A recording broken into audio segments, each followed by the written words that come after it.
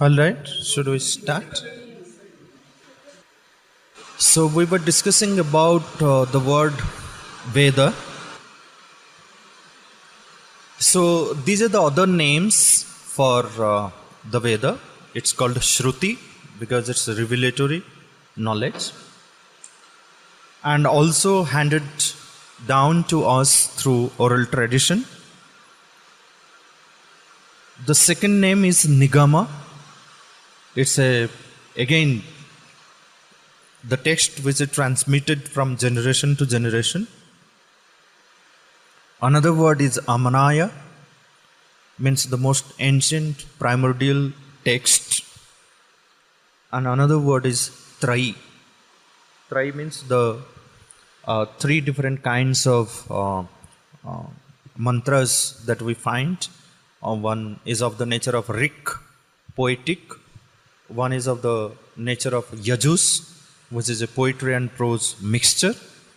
And one is of the nature of melody, like in Samaveda.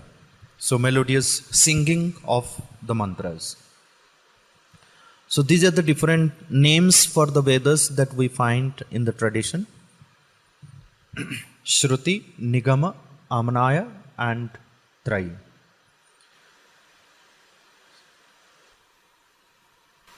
So I'll be emailing you these slides, so you need not, write everything. Just the words, maybe like you can write, like Shruti, Nigama, Amanaya. The meaning and all these things I'll be emailing you. So I go to the next slide to, this is what forms the Vedic literature. We have discussed about it. It's the Samhitas, the original texts. So there are 4, Rig Veda Samhita, Yajurveda Samhita. So Samhita means compilation. Bringing the texts together and putting them together is Samhita. Then we have Brahmana Granthas, which are the ritualistic interpretation of the Vedic Samhitas. So there are Aitareya Brahmana, Shatapatha Brahmana, Shadvinsa Brahmana, Gopatha Brahmana. There are a huge number of Brahmana texts. And most of the European scholars, they have followed the Brahmana Granthas while interpreting or translating the Vedas.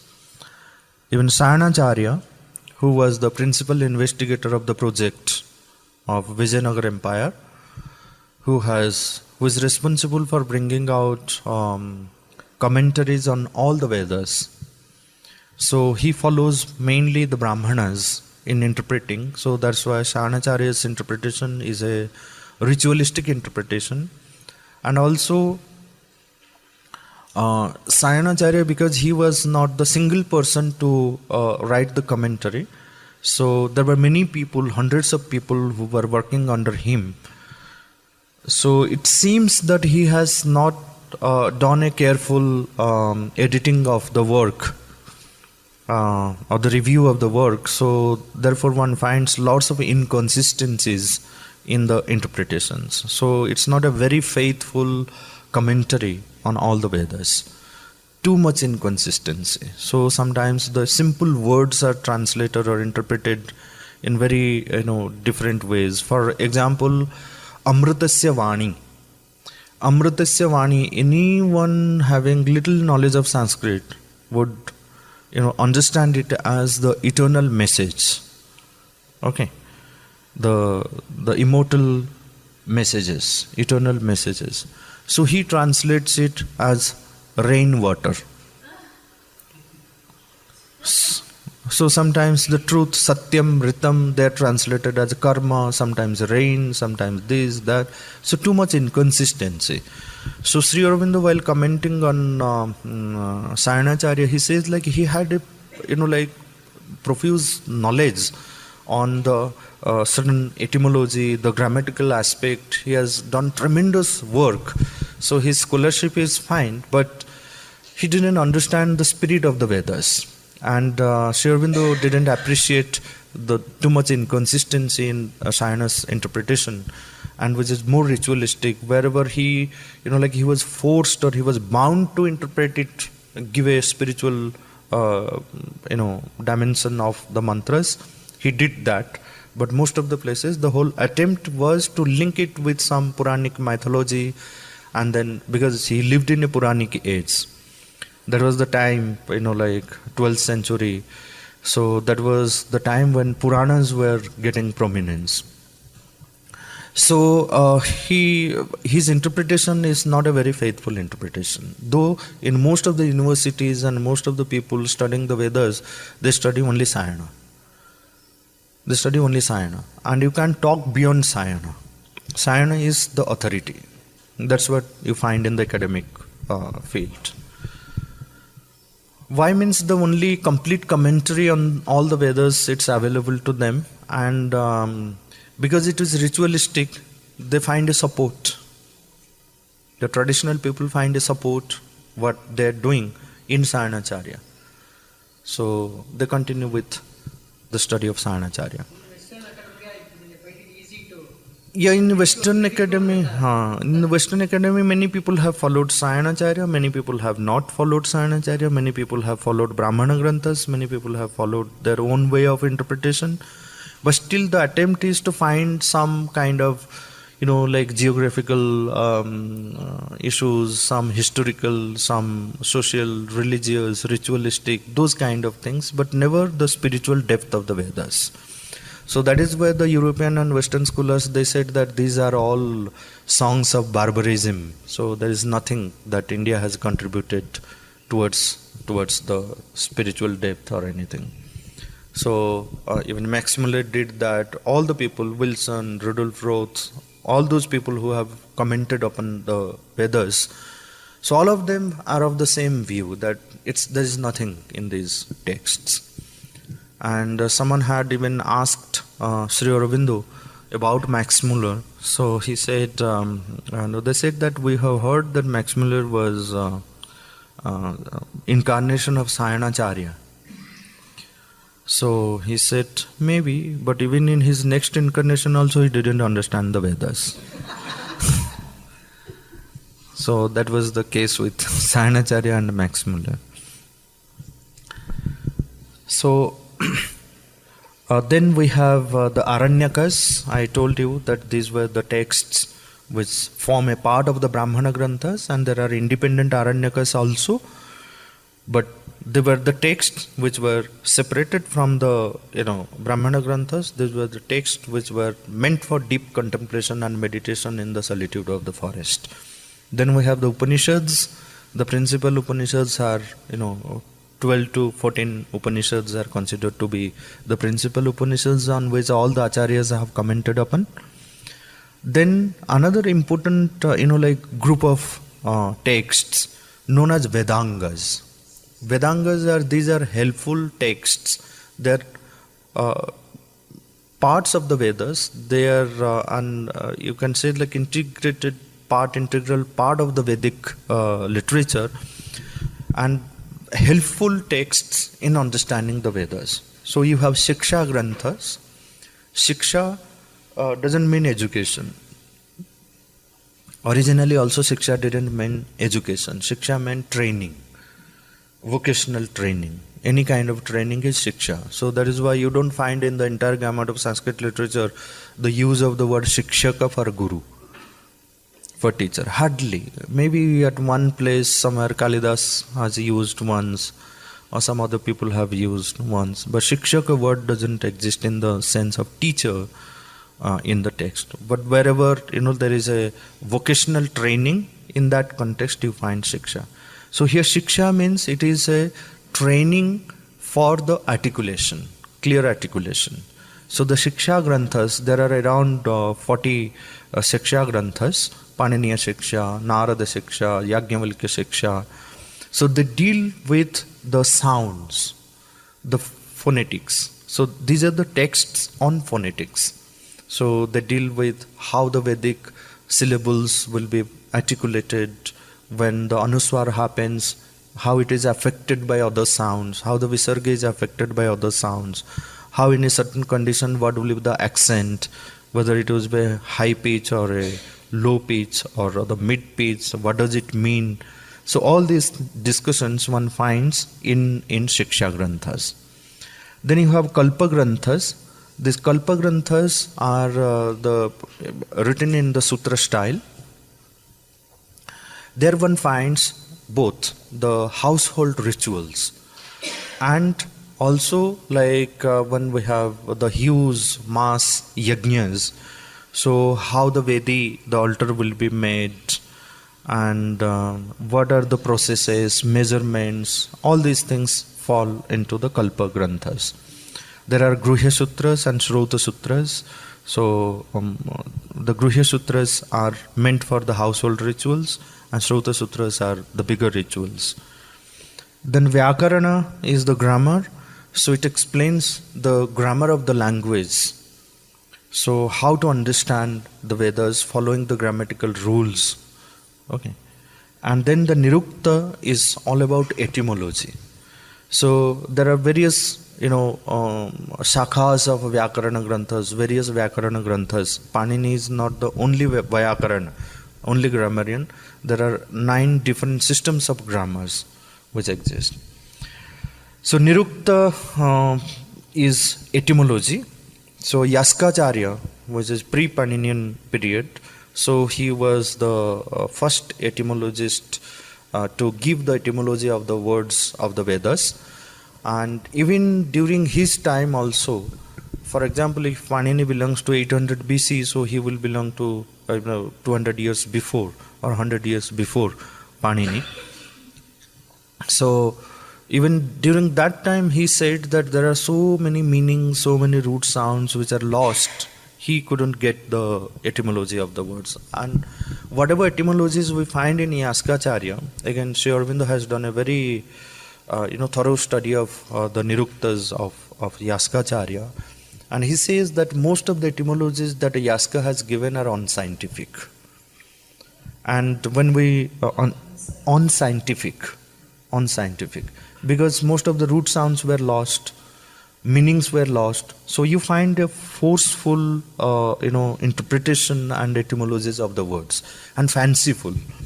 So etymology is perhaps the only field in the whole, our knowledge tradition, where much of unscientific element and fanciful imaginations of the people you find.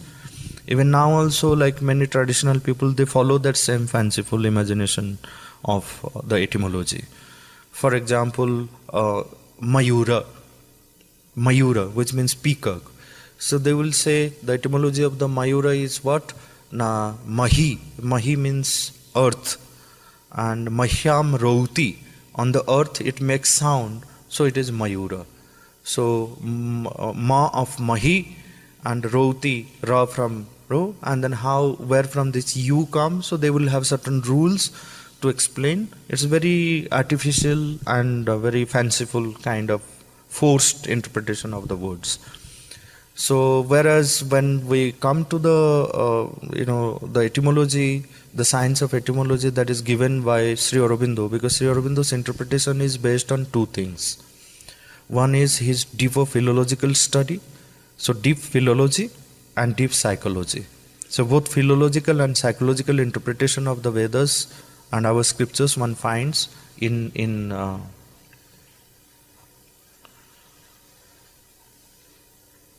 Sri Aurobindo. So Sri Aurobindo's point is that one has to go back to the root sound and give a straightforward meaning, not complicated meaning. So what is the straightforward meaning and what is the root? For example, we say Pashyati. In Panini's tradition, Pashyati, the root will be Drush. Okay, Sri Aurobindo doesn't accept it. She says Pashyati, the root will be Pash. Why? Then he gives logic. Pash, Pashyati. Pash means to bind, to fix, from which the word Pasha. Pasha means a noose by which one binds. Pashu, one who is bound. Our Pashu consciousness, the animal consciousness, is a limited, bound consciousness. So Pashu. So Pashyati, to see, means to fix the vision. So seeing happens when vision is fixed. So Pash. So why to take drush as the root sound and then create certain rules to say that drush changes to pash in these forms?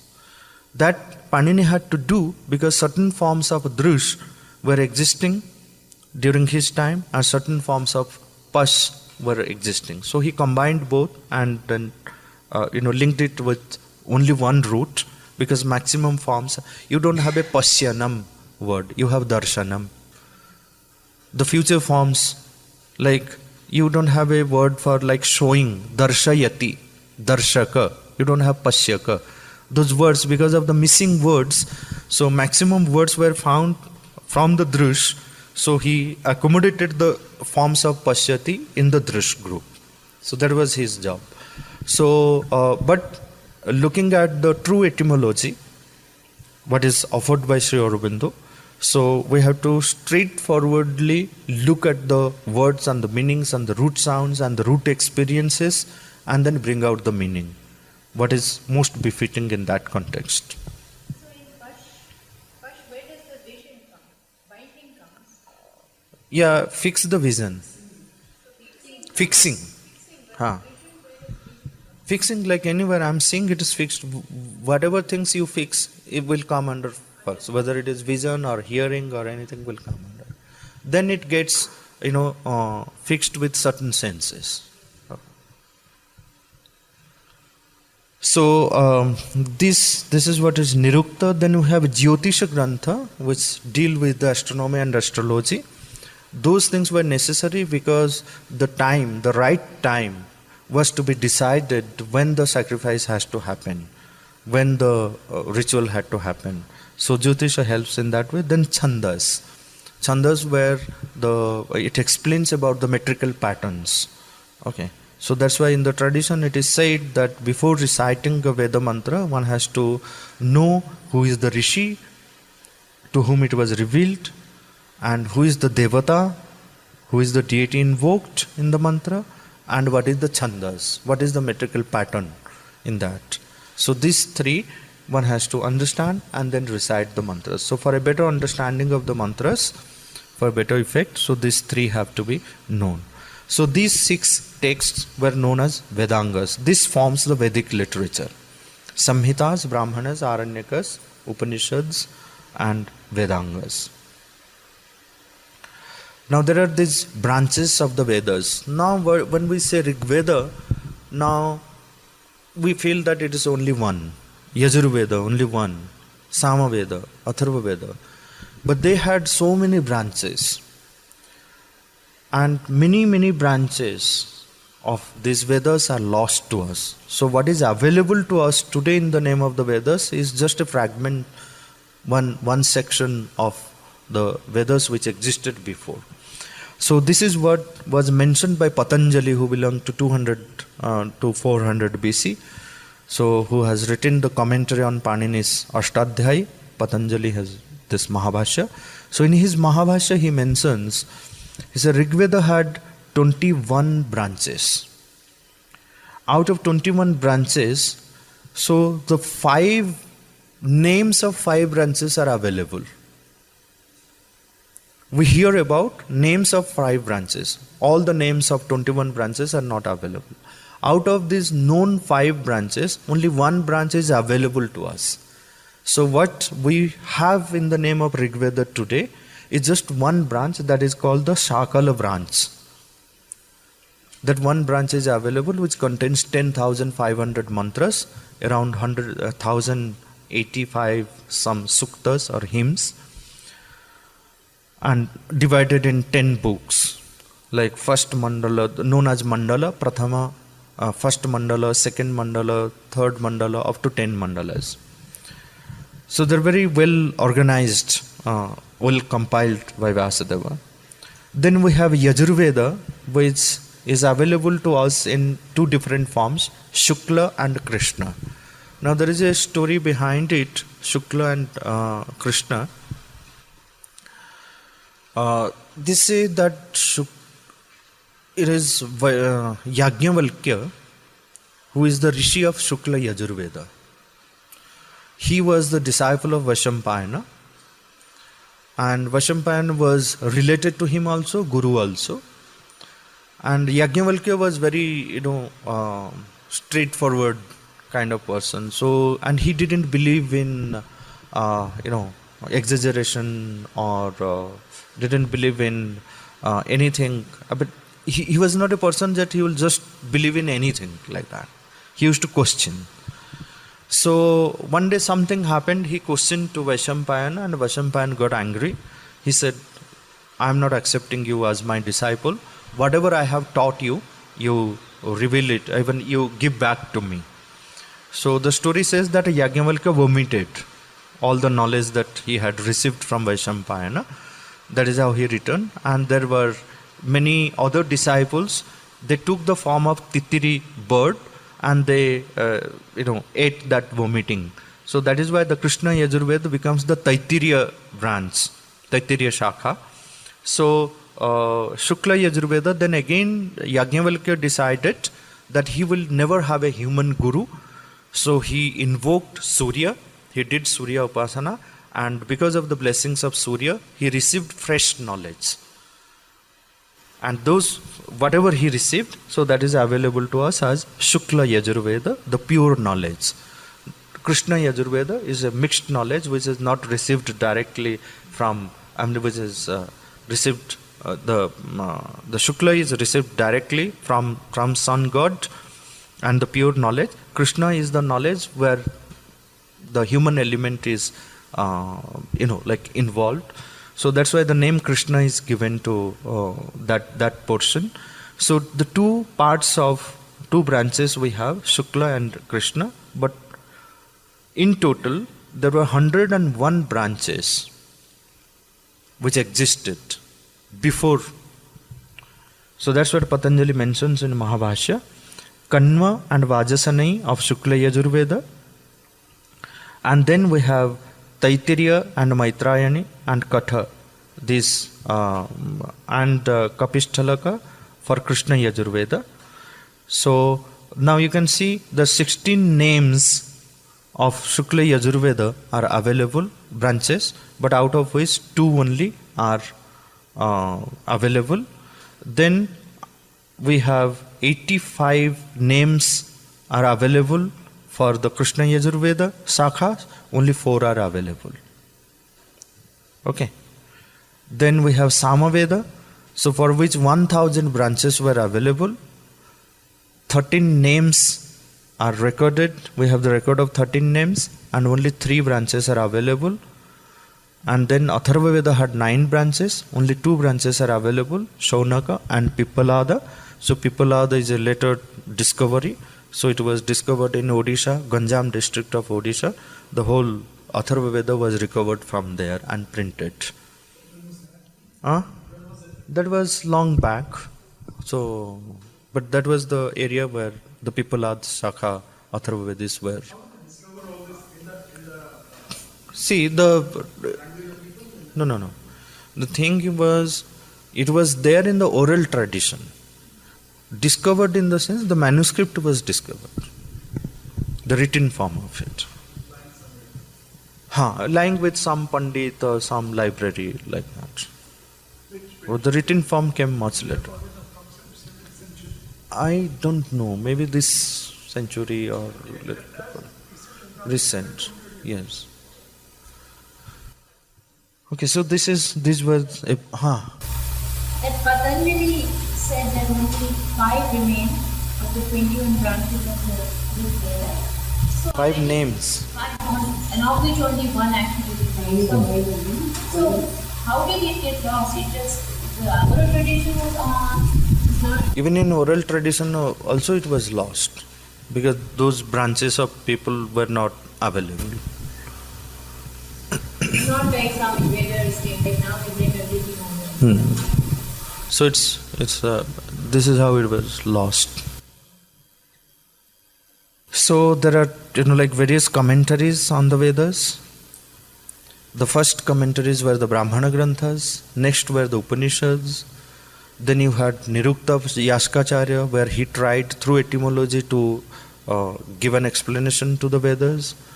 Then you have Rigvashya of Skanda Swami.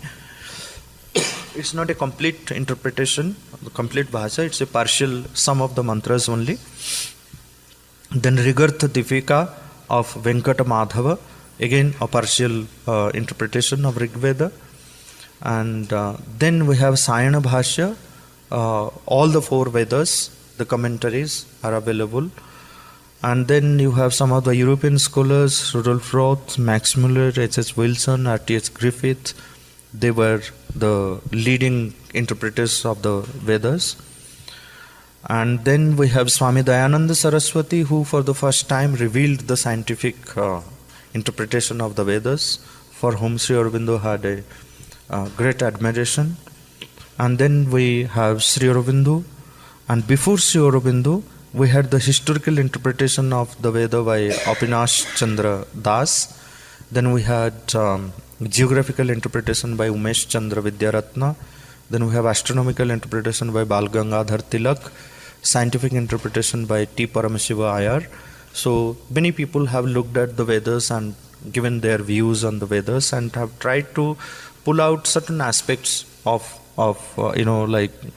based on astronomy or astrology or some science, and or the historical aspect or geographical aspects. So these are the different types of commentaries which are available on the Vedas. Which one is comparatively Very difficult. Most of the European scholars, they don't go beyond 1500 BC while dating the Vedas. So based on astronomy, astrology, Tilak puts 6000. Okay. And then Avinash Chandra Das, who has given the historical interpretations, he says 25,000 years before the Vedas existed. So regarding the dates of the Vedas, there are various controversies, but most logical which is seen is based on what Tilak has given before 6,000 years. My question was, suppose somebody gets interested in reading that of this, which one is comparatively easier to... Sri Aurobindo. Yes. Easy. It is easier. Very easy to understand. as compared to all others. Yes. But all other places you will get lost. You will not know. Here it's a, step by step he takes into the Vedic realization. One just has to have a little open mind and open oneself to Sri Aurobindo's consciousness, and the work is done. And then what is the name of this text which he has? Secret of the Veda. There are 3 books now available from Sri Aurobindo. One is the Secret of the Veda. It has Hindi translation also, Veda Rahasya. Then another one is Hymns to the Mystic Fire, Agni Mantramala. Hymns to the Mystic Fire. And then another which is newly published, which were in manuscript form or published in the Archives journal before. So the new volume is known as Philological and Vedic Studies. Philological and Vedic Studies. Yes. Yes. Sri Aurobindo. Edited Archives, Ashram Archives. So it's a part of the new volumes. Separately, the separate print has not yet come. It's a part of the complete works. Yes.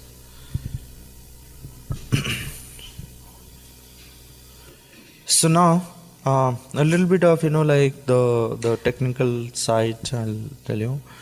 The mantras were known as either mantra or rik or chandas or brahman. Okay. So mantra, as I had explained to you, it is a powerful tool for contemplation, or that which makes the mind free from all its activities, all its vagaries. Rik is the words which have light. They are the illumined words, words of illumination. So Rik means Richa, means that which shines, that which has the light. Chandas means the most rhythmic words, rhythmic poetry. Brahman means these are the potential, the essential, the words carrying the holistic essence of the realization or holistic essence of the experiences and the Brahman. So that's why the name Brahman itself applies to all the mantras. Now Rigveda contains all versified mantras. Yajurveda is a mixture of prose and poetry. Samaveda, rigs set to melody. So 75% of Samaveda is Rigveda mantras, but they are set to melody. Atharvaveda is a mixture of prose and poetry like Yajurveda. So basically you can see three kinds of mantras, either pure poetry or prose and poetry, or poetry set into melody, rigs set into melody. So now if we want to see the repetitions, maybe like we will skip this. When you get the slide, you will have the information. So there are many mantras which are repeated in the Vedas itself. So sometimes if I answer 140 mantras of Rigveda are repeated in the Rigveda itself. And so Yajurveda mantras repeated in Yajurveda 120. Samaveda mantras repeated in Samaveda 2. Atharvaveda mantras repeated in Atharvaveda 230. Rigveda mantras repeated in Samaveda 1800. Compared to the size of Samaveda, so 75% of Rigveda mantras you find in here. And then you have Rigveda mantras repeated in Yajurveda 581, Rigveda mantras repeated in Atharvaveda, which is smaller in size, but still 1260 mantras are repeated. Yaju mantras repeated in Samaveda 1, Yajurveda mantras repeated in Atharvaveda 81, and Samaveda mantras repeated in Atharvaveda 1. So, So, what is that? Like, if a part of a phrase is repeated? not part of the mantra, the whole mantra is repeated. Yes. Then what is a mantra? So I know what question is going to come. So I am well prepared. So what is a mantra? The first thing that we see that it is a word of power and light that comes from the overmind inspiration or from a very high plane of intuition. This is what Sri Aurobindo defines in Secret of the Veda. So these are the words of Sri Aurobindo. He says word of power or light. So that's why Rik is another name for the mantras. It comes from the overmind inspiration or from a very high plane of intuition. So both the intuitive mind and the overmind, they are responsible for all the mantras. The other meaning which is given here is an inspired or revealed seeing of the truth or the mantras, or a direct and most heightened rhythmic word. So where the word chandas is given aptly for the Veda mantras, a power of realization in the illuminating mind. This brings illumination with it and lights up the mind with the rays of knowledge. So here again we see it's not just the overmind, but the overmind, intuitive mind and the illumined mind. These are the stages where the Veda mantras get revealed. Okay. Then we come to this Rishi. Who is a Rishi? We have already discussed about it. Drishti, Shruti, Viveka Sampanna Rishi. The one through whom the Vedas were revealed. A Rishi sees or discovers an inner truth and puts it into self-effective language, the mantra. He is the hearer of the truth. So, Rishayah, mantra drashtara. Rishayah, mantra drashtara. They are the seers of the mantras. Rishayah, satya shrotara. They are the hearers of the truth. And Rishayah, also they are known as mantra krut. Mantra krut doesn't mean that they are the composer, they are the author of the mantras, but they have given a shape to their realizations in a sound form. But there was no deliberate attempt towards composing, like as someone composes a verse. So these words appeared in his consciousness, which they have seen, they have heard, and they have given a shape to it, or it came vibrating through their mouth. So these were the people who were ready to receive the true knowledge, or some knowledge of the truth, or some aspects of the truth. And for that, a huge preparation is needed to become a rishi. So as we had discussed, tapas, shraddha and bhakti, bahushrutya, daksha, one's own competence. So all these things are needed, and a spiritual discipline, self-discipline, which is needed to raise oneself from the ordinary level to the level of a rishi. So there are many words like Rishi, do they bring different aspects? Yeah, different aspects. Even in rishi also, there are various kinds of rishis.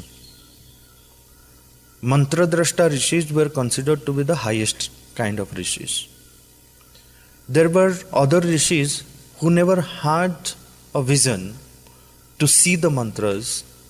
No new mantras got revealed through them, but they contemplated on the mantras revealed to other rishis and started getting certain new realizations and started interpreting this or spreading the knowledge of the Purva rishis.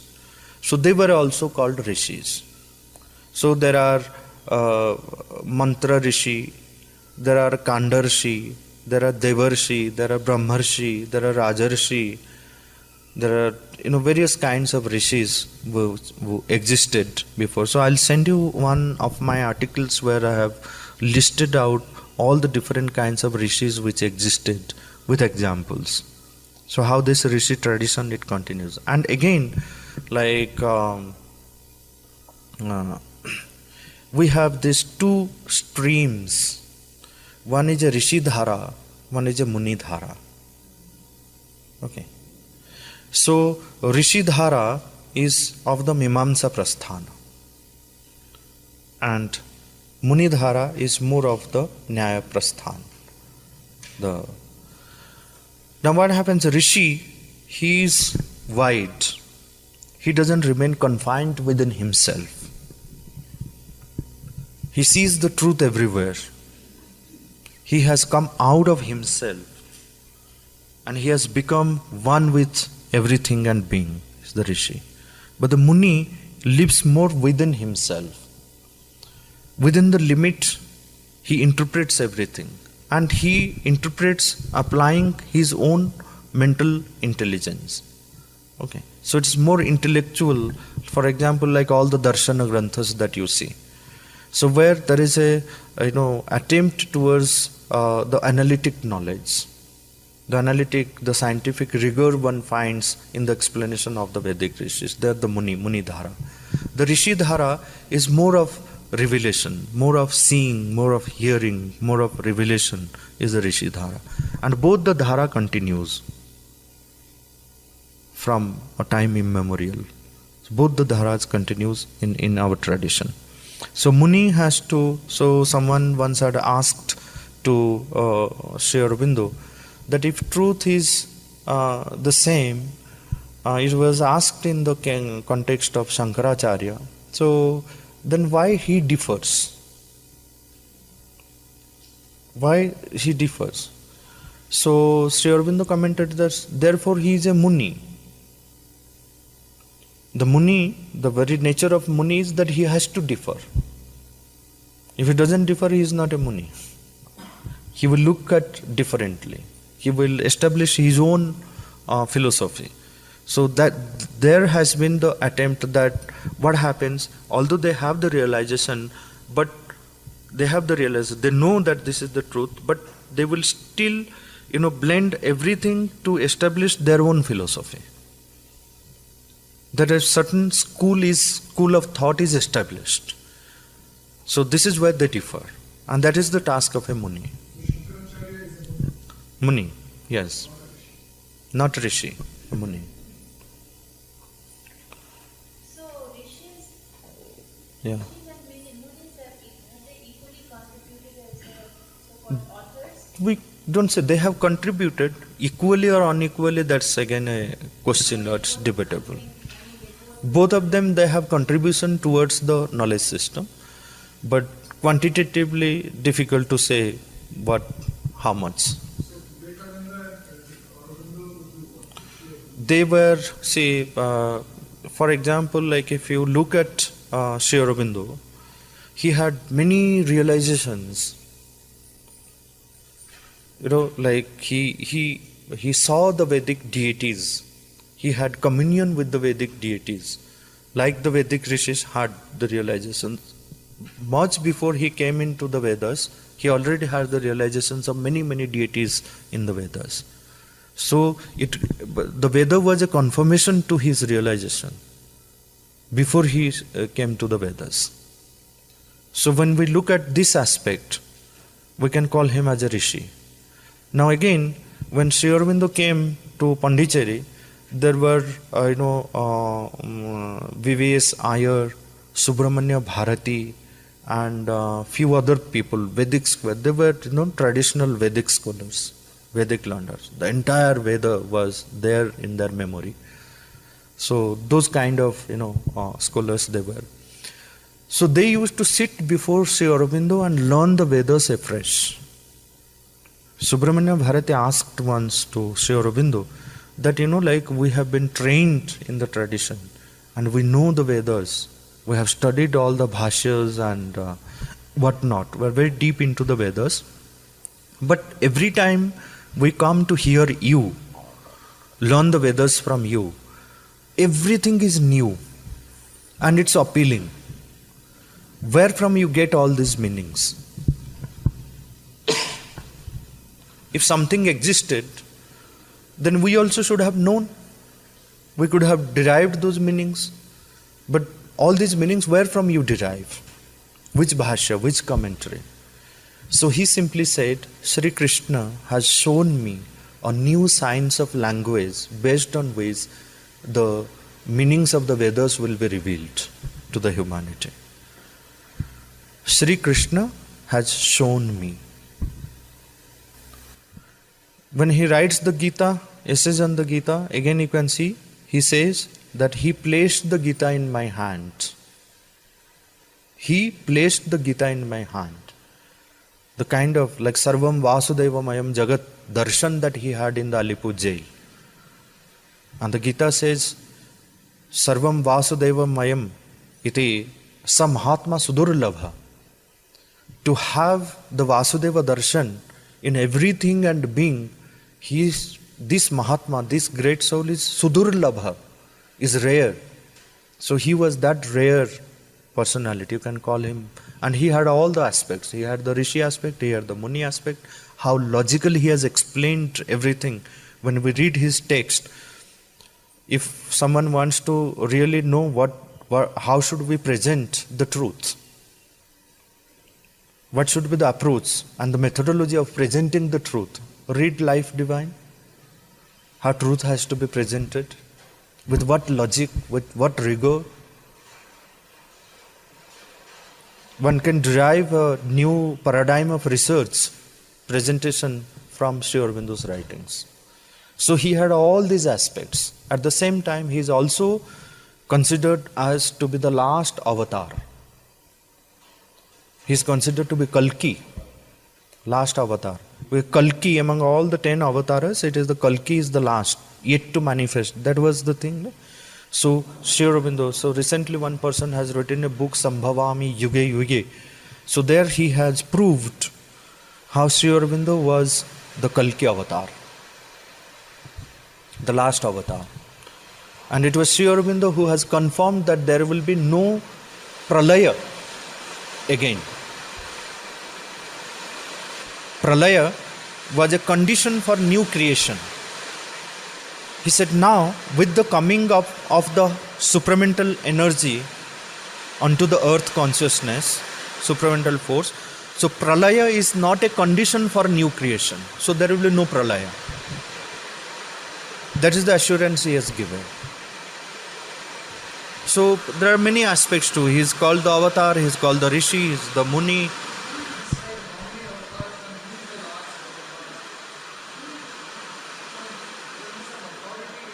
There are authorities say mostly this emerged from a dialogue between. No. This is, we are also curious. I am also not authority on this.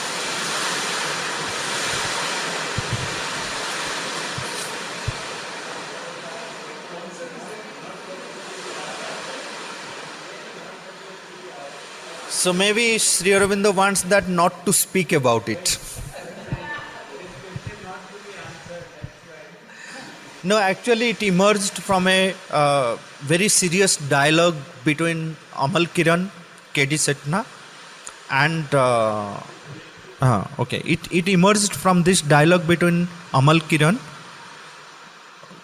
His actual name is K.D. Setna, who is considered to be the Bhishma Pitamaha of Indian history. He and K.M. Munshi. There was a K.M. Munshi, because he had posed this question of avatarhood of Sri Aurobindo. K.M. Munshi was also a disciple of Sri Aurobindo. She studied under Sri Aurobindo, and also he came and saw Sri Aurobindo in the ashram. He has written about his experiences. So this whole dialogue, this is where it is established about the avatarhood of Sri Aurobindo. So they were the authorities in claiming this. Then there are many other proofs where many people have tried to bring it. Both of them are disciples of Sri Aurobindo. No, but then you don't find that element in their dialogue. They're very logically they're putting it. Not out of like emotion or anything. It's a thorough research.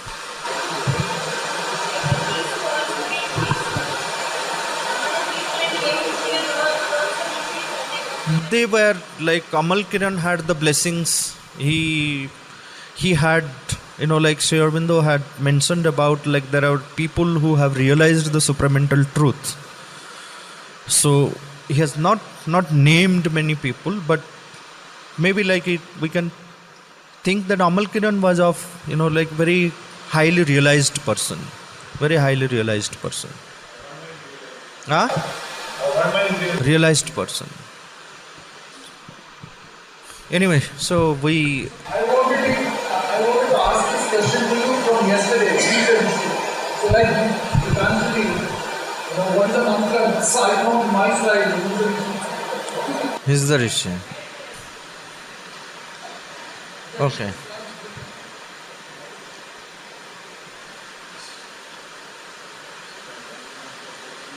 So now we come to the Vedic deities.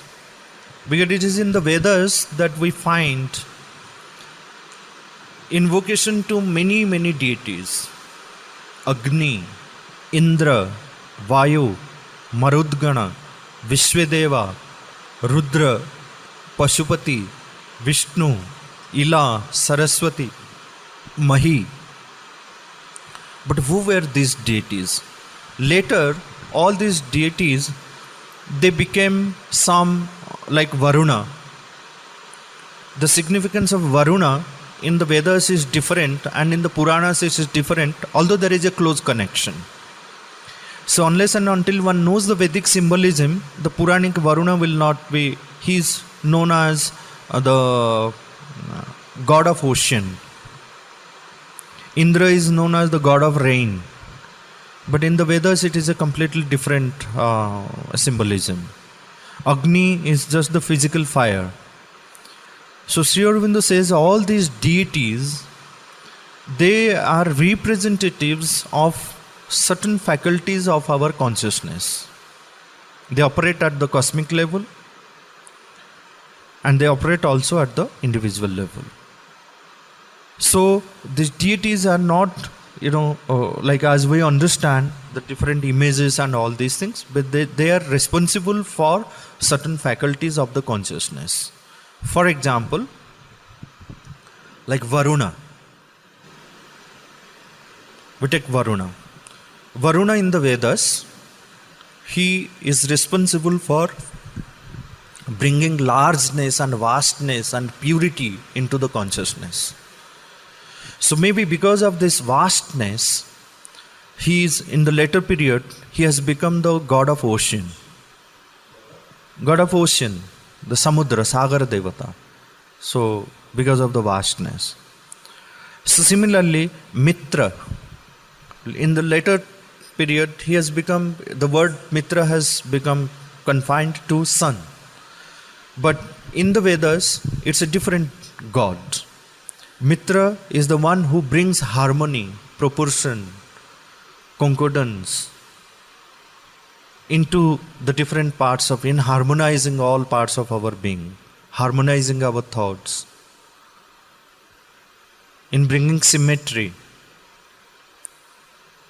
in bringing chandas. The Mitra was the deity.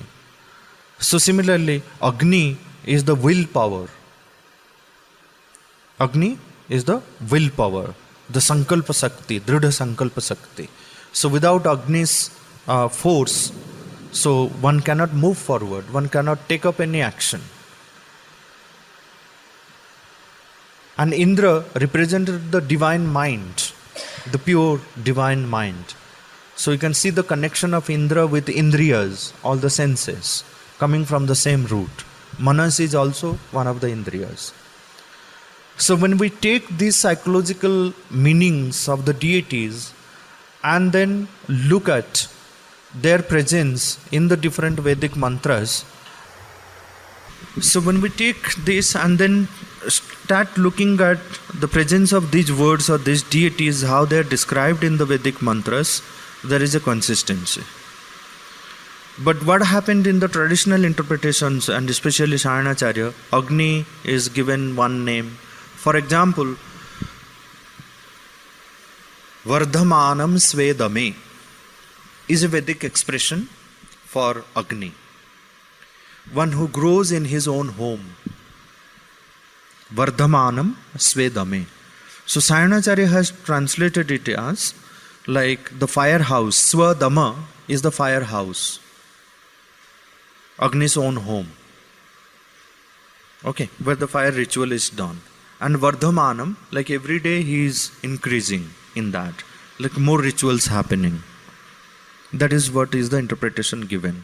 But in Sri Aurobindo, it's completely different. He says Swam Damam is the source of everything. Agni's own home is Satyam Ritam Bruhat. That is his own home. And he grows in Satyam, in Ritam, in Bruhat. Vardhamanam Svedame. The world is following that.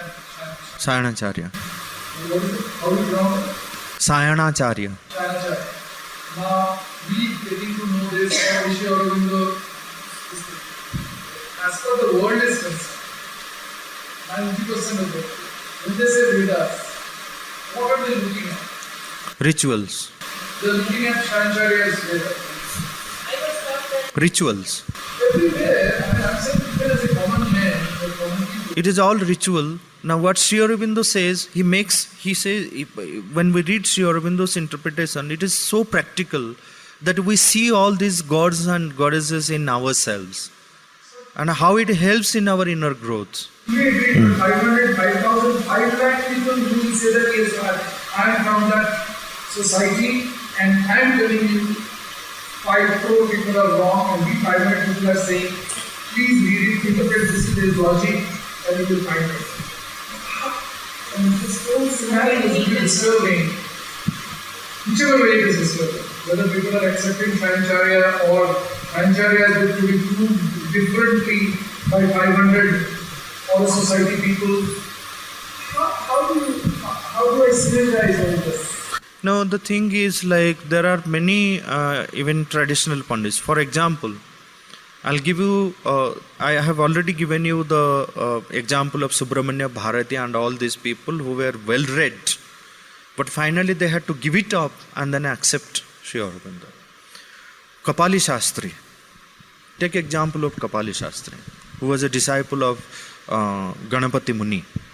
Even Ganapati Muni himself, they were, like well-established Vidwans, Veda Vidwans, following Sayanacharya, following their rituals and all this thing. They had to give it up. Kapali Shastri said no. Kapali Shastri even gave up Ganapati Muni. He said no. Though I have studied I have respect for him and he has, but for me, Sri Aurobindo makes more sense. So, these were the traditional Pandits. And again, I'll tell you something about Kapali Shastri. There was this Sarvapalli Radhakrishnan who has, commented on the Upanishads and all those things. So there are many places you find that direct the words of Sri Aurobindo appears in his translation and everything. So he was the one, he declared that Sri Aurobindo should be rejected because he is against tradition and he is all these things. So that he wrote in his book and then said that Sri Aurobindo's interpretation should not be accepted, it should be rejected. Yes. So Kapali Shastri has written 100 pages commentary to the Rigveda Bhashya Bhumika. And the base is this, what Radhakrishnan says. And then Kapali Shastri explains why Sri Aurobindo should be accepted. Very logical he puts. And why the traditional interpretation, now the time is gone. He said, okay, for a longer period, as long as there was no clarity, Sri Aurobindo didn't appear, till then it's okay. We accept it because there was nothing. But now since a new meaning has come, so now we have to get rid of the past and then accept the new meaning given by Sri Aurobindo to us, because this is practical, this is what can deliver the humanity from all its limitations. Unless this replaces that appreciation. Slowly. So even the traditional Pandits now they don't accept it. The traditional Pandits... no, there are many traditional Pandits who accept also Sri Aurobindo. For example, like recently I met last year I met one person, Devi Sahai Pandey. He lives in Ayodhya and he is perhaps the only Veda Vidwan at present who has written commentary on all the four Vedas. Who has written commentary on all the four Vedas, and he has also translated all the four Vedas in poetry form, in Hindi. Devi Sahaya Pandey. So he doesn't attend any conference, he doesn't write any article, or he doesn't appear, he has no visibility. So he is confined in a room, so filled in with all the books, and then last year I went to Ayodhya just to meet him, to see that there is a Veda Vidwan. So I went, he's 80 years old now, and his room is all filled in with manuscripts that he has created. Also I went with the intention that if there is no one to support you, so we from the Vande Mataram Library Trust can support in bringing out all your books and everything. But anyway, Chokhamba has come forward to print all his books with all goodwill, which is a good thing. So I didn't want to encroach into that domain. Chokhamba publication. So then we had a discussion. Then he said that most of his inspiration, though he is a very traditional scholar, it comes from Sri Aurobindo. So he has the Veda Rahasya, hymns to the mystic fire beside him all the times. Does he mention all this? He mentions, yes, in the introduction he mentions. He said, I can't do without it. He said, wherever I have difficulty, turn to Sri Aurobindo. Pandit Ram Sharma Acharya of Gayatri Parivar. So 3-4 years before I went to Deva Samskriti Vishwavidyalaya, Santikunj. So I went to some of the older sadhaks who are living from his time. And in everyone's room, I found complete works of Sri Aurobindo. And anyone from their community who spoke in that conference, they made it sure that they have spoken something about Sri Aurobindo. So I asked the older sadhaks why. What brings you to Sri Aurobindo? He said, the older sadhak said, because we were always there with Acharya. So Acharya used to explain that in the world, if you want to understand things in its true sense, read Sri Aurobindo. He said that was the instruction for all of us. So therefore we keep complete works of Sri Aurobindo and then read it. He said anything in the world you want to understand, read Sri Aurobindo.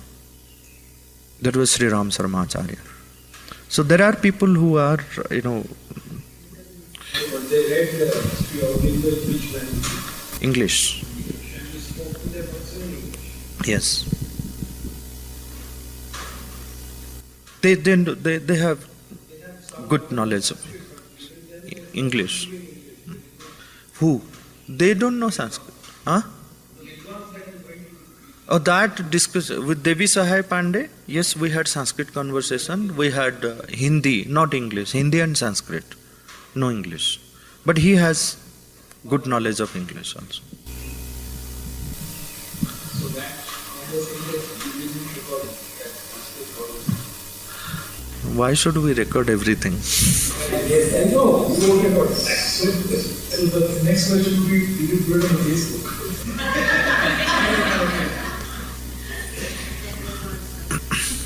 That is because in all the Veda Gurukulas, Veda Adhyayana Pathshalas, the importance is only to contest it, just to memorize. And there is no question of discussing about the meaning of the mantras there. The whole Pathshala, they are coming out only with memorizing the mantras. Of course, that is how it has come from the thousands of years, it has come to us. But the discussion on the meanings, it is not happening there in Pathshalas. Even the who teach them the contested, they themselves they don't know. Even the Sanskrit knowledge is also not that much. It's only just From my roommate about visiting 17 Sanskrit universities, but I don't narrate that. Okay. Yeah, we will share so many things, but now it is the session for the Vedas, and now it is time for the Agni Pujan, Jatharagni. Okay. So let's take a break and then come back after lunch. Thank you.